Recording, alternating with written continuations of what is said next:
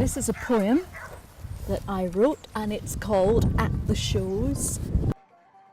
I look up, see blue lips suck fire. Don't be rude, don't stare, might be a bad man. With brown fingers hooked around a capstan butt. And a sweetie for a carrot or a car. Between the waltzers and the toffee apples, tongue fishes the girl's throat. And boys press up, tip, clang, shut it brat, against the penny shoves. I head, turn fast, catch, slabby arms swing under nylon sweat rings. Stools tip, ankles balloon and tap, tap, tap. Two fat ladies, tap, tap. They look like feet shoved into someone else's shoes. They wait for the rhyming prince to gilt the afternoon, as though this wasn't Sunday or the sea out there, where I stare at torn rubber flip-flops and watch my ice cream drip on a teat and weep in the blackened rack. My most vivid memories were the shows, and they aren't there anymore. But, you know, that was really a kind of a big deal, or so it was to my little kind of sweet, innocent eyes. And you know, there seemed like quite a lot of dodgy guys that lived in caravans and that kind of worked on the shows. And it had this whole veneer of excitement and slightly dangerous and slightly seedy. So that was quite a strong impression. And I remember quite often coming home from the shows with a plastic bag with a bit of water and a goldfish in it, and it never living very long. So there was these kind of things where you hooked a thing to get a prize, or yeah, I mean the things you still get today, but they tend to travel about, don't they?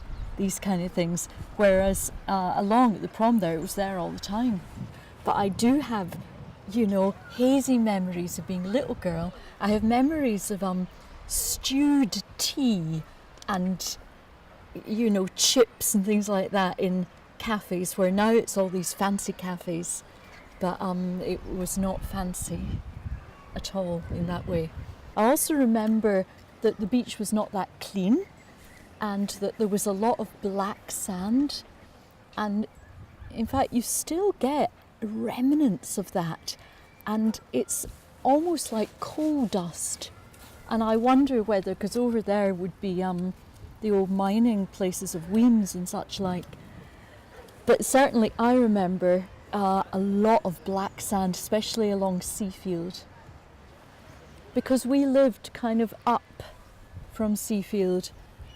So Seafield, I think, is a bit similar to what it is now. Kind of the whiff of sewage. Although, what I do remember is that the waves used to come right up and splash over. And I don't think that happens anymore. They've maybe dredged things, but you could get, that was quite exciting on a stormy day to stand and get soaked as the waves rose high in the air. I do remember going to the paddling pool on a Sunday, and I remember going several times to the open air pool. I remember the waves. I remember what seemed to me in my, young child eyes, quite a few very thin, very wrinkled, and very suntanned old women in bikinis with kind of leathery brown skin. But yeah, I mean, it was a kind of happening place with artificial waves and rafts and very high boards.